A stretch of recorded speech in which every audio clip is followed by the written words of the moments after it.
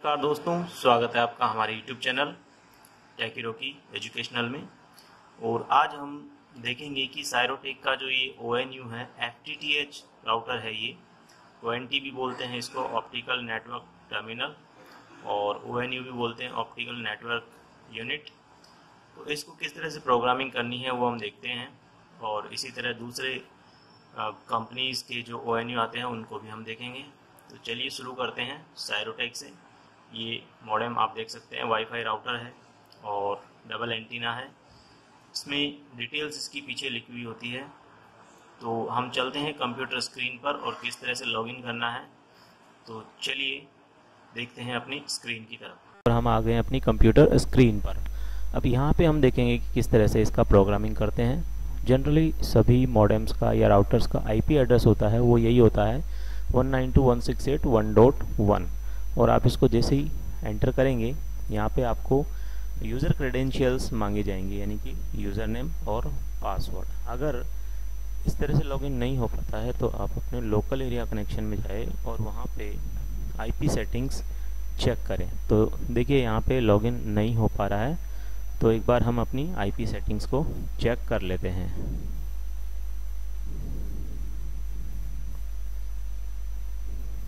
Local area connections, properties,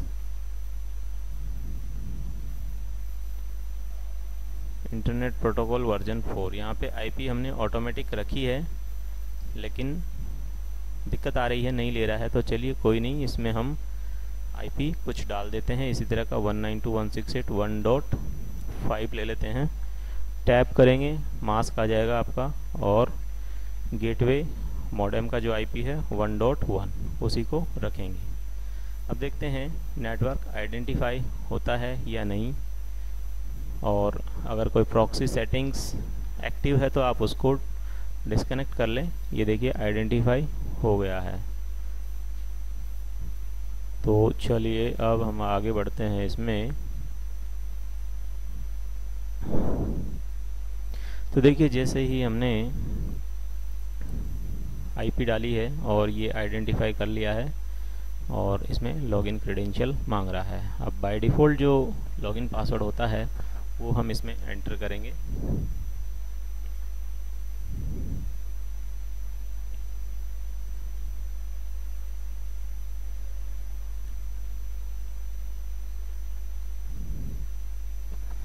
bad password, okay. फिर से try करते हैं। तो लीजिए एक बार फिर से ट्राई करते हैं, और इस बार प्रोबेबली हमने सही डाल दिया है बाय डिफ़ॉल्ट, और ये लॉगिन हो गया है। तो ये देखिए, तो इसका जो आपने देखा फ्रंट पेज जो क्रेडेंशियल वाला पेज है, उसमें केवल यूज़र नेम पासवर्ड मांग रहा है। तो ये काफ़ी पुराना वर्जन है, इसको अपग्रेड कर दिया है कंपनी ने। इसका फॉर्मवेयर आपको अपग्रेड करना है। इसके लिए आपको जाना है डिवाइस मैनेजमेंट में। यहाँ पे मैनेजमेंट ऑप्शन में जाएंगे और डिवाइस मैनेजमेंट के अंदर जाएंगे। यहाँ पे आपको इसको अपग्रेड करना है, ठीक है। तो अपग्रेड करने के लिए आपके पास वो फाइल होनी चाहिए, और इस फाइल को हम यहाँ पे चूज़ कर लेंगे और अपग्रेड कर देंगे। तो चलिए, ये फाइल हमने सेलेक्ट कर ली है, अपग्रेड साइरो 401 करके, और इसको अब हम स्टार्ट करेंगे। तो आर यू श्योर? बिल्कुल श्योर है, अपग्रेड करना है। यहाँ पे आप कॉर्नर में देख सकते हैं परसेंटेज चल रहा है 34, 35। तो ये फाइल अपलोड हो रही है। और एक चीज़ का खास इसमें ध्यान रखना है, जिसका हम आपको बता देते हैं इस बीच में जब तक कि ONT अपग्रेड होता है, कि आपको अपग्रेड करते वक्त ये ध्यान रखना है कि पावर सप्लाई इंटरप्ट ना हो। यानी कि मॉडेम की अगर सप्लाई इस बीच में बंद हो जाती है तो फॉर्मवेयर क्रैश हो जाएगा और आपका ONU शायद डैमेज हो जाए, यूज़ ना आए। इसलिए इसको अनइंटरप्टेड पावर सप्लाई यानी कि UPS के साथ में या इन्वर्टर सप्लाई के साथ में ही अपग्रेड करें, या फिर जैसे भी आप अपग्रेड करें, इसका ध्यान रखें कि सप्लाई इंटरप्ट ना हो। तो चलिए हम वेट कर लेते हैं थोड़ी देर के लिए, और जैसे ही ये 108 सेकंड्स पूरे होंगे हम मिलते हैं वापस। तो चलिए स्टार्ट करते हैं वापस से। देखिए 5 सेकंड्स रह गए हैं, और इसके बाद में ये वापस रीलॉगिन मांगेगा। तो अब आप यहाँ पे देख सकते हैं इसका जो लॉगिन पेज है उसमें 3 ऑप्शन आ गए हैं। वेरिफिकेशन कोड वाला एक नया ऑप्शन आ चुका है। चलिए, तो एडमिन, और अब जो पासवर्ड है अपग्रेड करने के बाद में डिफ़ॉल्ट पासवर्ड वो न्यू हो गया है।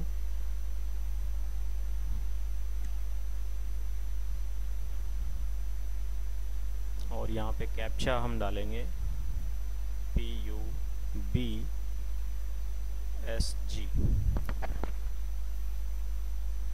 लॉगिन करेंगे तो यहाँ पे फिर से एक बार हमें ओल्ड पासवर्ड और न्यू पासवर्ड डालना है। ओल्ड पासवर्ड में वही जो अभी हमने डाला था, और न्यू पासवर्ड में जो आपको इजीली याद रहे वो, या फिर फ्रेंचाइजी मैनेजमेंट की तरफ से अपना एक पासवर्ड रखा गया हो वो आप रख सकते हैं। ये पासवर्ड चेंज हो गया है और अब फिर से न्यू पासवर्ड के साथ में लॉगिन करना है। ये पासवर्ड आपको यूज़र मैनुअल में मिल जाएंगे, या फिर आपको आपके जो भी वेंडर है, जो फ्रेंचाइजी ओनर है, वो आपको बता देगा, या फिर वो आपको खुद कॉन्फ़िगर करके दे देगा। हम यहाँ पे वीडियो में ओपनली नहीं बता रहे हैं ताकि सिक्योरिटी पर्पज़ से इसका कोई मिसयूज़ ना हो। आप हमें लॉगिन कर कमेंट करके पूछ सकते हैं, उसमें हम आपको पर्सनली रिप्लाई कर देंगे। ऑलराइट, तो यहाँ पे हम देखेंगे कि हम फिर से लॉगिन हो चुके हैं और फॉर्मवेयर हमारा अपग्रेड हो चुका है। अब इसमें नेटवर्क सेक्शन में जाना है जो कि हमारे काम का है, और इसमें VoIP सर्विस भी है, इंटरनेट सर्विस भी है। तो सबसे पहला तो जो सर्विस है उसको हम डिलीट कर देंगे डेल ऑप्शन से, और उसके बाद में ऐड न्यू वैन कनेक्शन इसमें जाएंगे। यहाँ पे हम आपको बता दें कि चाहे VoIP सर्विस हो या फिर इंटरनेट सर्विस हो, दोनों में ही रूट ऑप्शन लेना है, मोड जो है, और IPv4 लेना है। अब जो नीचे प्रोटोकॉल आ रहे हैं उसमें DHCP स्टैटिक और PPPoE है, वो आपको किस तरह से यूज़ करना है। अगर आपको इंटरनेट का कनेक्शन बनाना है तो PPPoE always on PPP over ethernet बनाना है, और अगर VoIP वॉइस ओवर IP बनाना है तो स्टैटिक बनाना है। प्रॉक्सी को अनेबल नहीं करना है, नेट अनेबल रहेगा, और VLAN अनेबल करना है। तो चलिए, VLAN ID में आपका जो भी VLAN ID है, लाइक 1 to 7 प्लस जो भी होगा, 1 to 8 फर्स्ट कनेक्शन हम दे रहे हैं तो यहाँ से हम ले लेंगे। यहाँ पे कोई भी ऑप्शन सेलेक्ट कर सकते हैं। MTU साइज़ को कोई डिस्टर्ब ना करे, 1492 जो भी है वो रहने दें। यूज़र नेम आपका ISP प्रोवाइड कर देगा, जो भी इंटरनेट सर्विस प्रोवाइडर है, चाहे BSNL हो या कोई और फाइबर सर्विस प्रोवाइडर हो। पासवर्ड भी आपको वहीं से मिलेगा, और सर्विस नेम में आप कुछ भी डाल सकते हैं।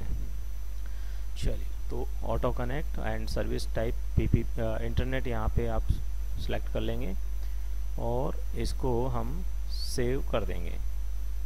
User name password is null, okay. तो यूज़र नेम पासवर्ड ऐड करना ज़रूरी है। चलिए, कुछ डाल देते हैं फ़िलहाल ऐसे ही, और सेव कर देते हैं एक बार। यहाँ पे आपको अपना जो ISP के द्वारा दिया गया यूज़र नेम पासवर्ड ही डालना है, और हमारा कनेक्शन ये बन जाएगा। इसको आप चेक करने के लिए स्टेटस में जाके यहाँ पे वैन कनेक्शन इन्फो है, वहाँ पे देख सकते हैं इंटरनेट RVID 128, और ये आपका कनेक्शन बन गया। यहाँ पे स्टेटस डाउन है क्योंकि हमने पासवर्ड गलत डाला है, यूज़र नेम गलत डाला है, और अभी हमारा PON या लाइट भी नहीं आ रहा है। उसके बारे में आगे डिस्कस करेंगे। चलिए, वापस चलते हैं नेटवर्क में, और यहाँ पे फिर से हम एक और कनेक्शन क्रिएट करते हैं, ऐड न्यू वैन कनेक्शन। जैसा कि यहाँ पे रूट ही रहेगा, IPv4 ही रहेगा। अब बात करते हैं VoIP सर्विस के लिए। उसके लिए स्टैटिक ऑप्शन सेलेक्ट करना है, अनेबल करना है। VLAN जो भी आपका ISP प्रोवाइड करेगा, जनरली यहाँ पे 1830 है, तो वो आप इसमें एंटर करेंगे। IP भी आपको जो ISP की तरफ से मिल जाएगा, तो वो IP यहाँ पे आप डाल सकते हैं, मास्क एंड डिफ़ॉल्ट गेटवे। इसके बाद में प्राइमरी DNS और सेकेंडरी DNS आप इसमें सेलेक्ट कर लें, और यहाँ पे वॉइस सेलेक्ट करें, और सेव अप्लाई कर दे। अगेन आईपी एड्रेस 00 है वो अनअवेलेबल है, तो कुछ भी आप यहाँ पे फ़िलहाल हम डाल देते हैं। ओके, तो आईपी एड्रेस यहाँ पे आपको सही डालना है। ये सिर्फ लर्निंग पर्पस से आपको बता रहे हैं। चलिए, ये कनेक्शन भी बन गया। अब आप यहाँ पे देखेंगे एक इंटरनेट और दूसरा वॉइस का कनेक्शन बन चुका है। स्टेटस में आप दोनों चेक कर सकते हैं। वैन कनेक्शन में ये आ गए यहाँ पे, तो ये दोनों ही कनेक्शन डाउन दिखाएगा फ़िलहाल, क्योंकि पैरामीटर्स हमने सही नहीं डाले हैं।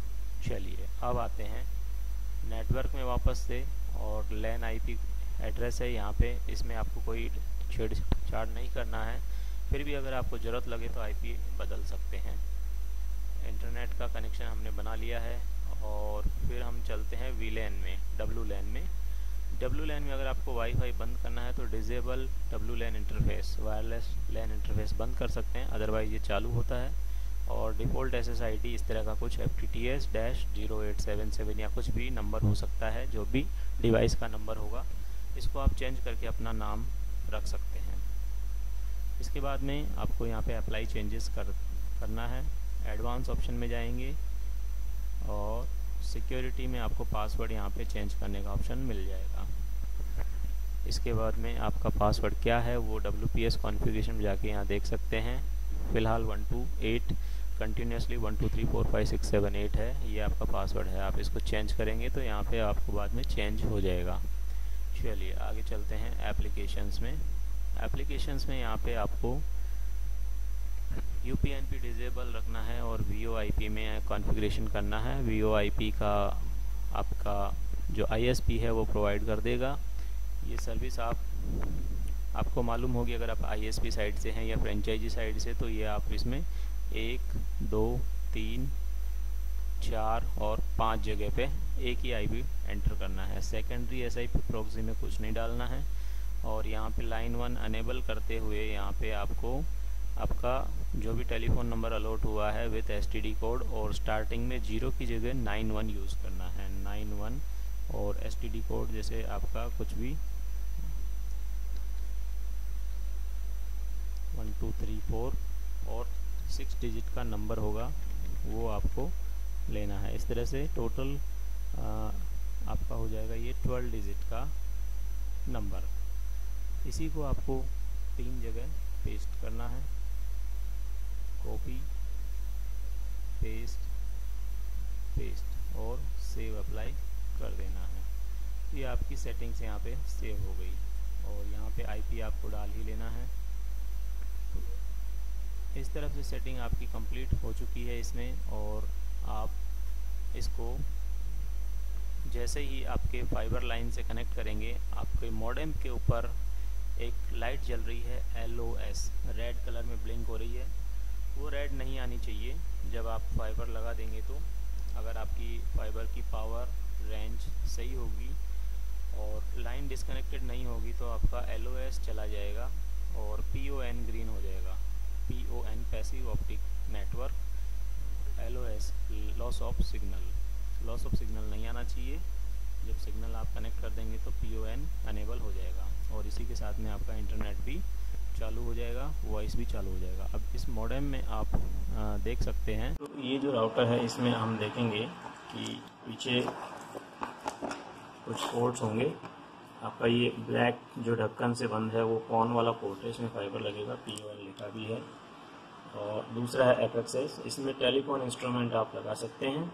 टेलीफोन इंस्ट्रूमेंट की सर्विस आपको VoIP सर्विस में कॉन्फ़िगर कर दी गई है। और 2 लैन पोर्ट है जिसको आप किसी दूसरे राउटर से या कंप्यूटर से कनेक्ट कर सकते हैं। और बाकी वाईफाई के लिए एंटीना है ही।